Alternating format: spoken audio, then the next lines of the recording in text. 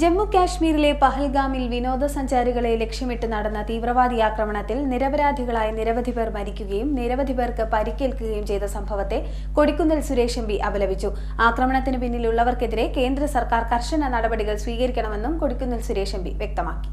ജമ്മു കാശ്മീരിലെ പഹൽഗാമിൽ വിനോദസഞ്ചാരികളെ ലക്ഷ്യമിട്ട് നടന്ന തീവ്രവാദി ആക്രമണത്തിൽ നിരവധി പേർ മരണമടയുകയും നിരവധി പേർക്ക് പരിക്കേൽക്കുകയും ചെയ്ത സംഭവത്തിൽ തീവ്രവാദികളുടെ ഭീകരതയ്ക്ക് ഇരയായവർ കാശ്മീർ സന്ദർശിച്ച വിനോദസഞ്ചാരികളാണ് എന്നത് ഏറെ ദയനീയമാണ്. മനുഷ്യത്വത്തെയും രാജ്യത്തിന്റെ സുരക്ഷയെയും വെല്ലുവിളിക്കുന്ന ഇത്തരം കുത്സിതമായ ആക്രമണങ്ങൾ ഇന്ത്യൻ ജനതയുടെ ഐക്യത്തെ തകർക്കാൻ ശ്രമിക്കുന്ന രീതിയിലാണ് നടക്കുന്നത്.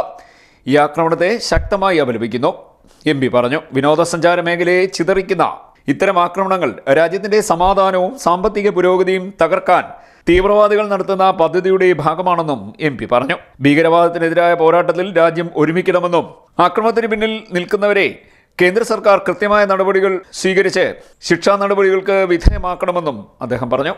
CDNet news, Kayamkulam.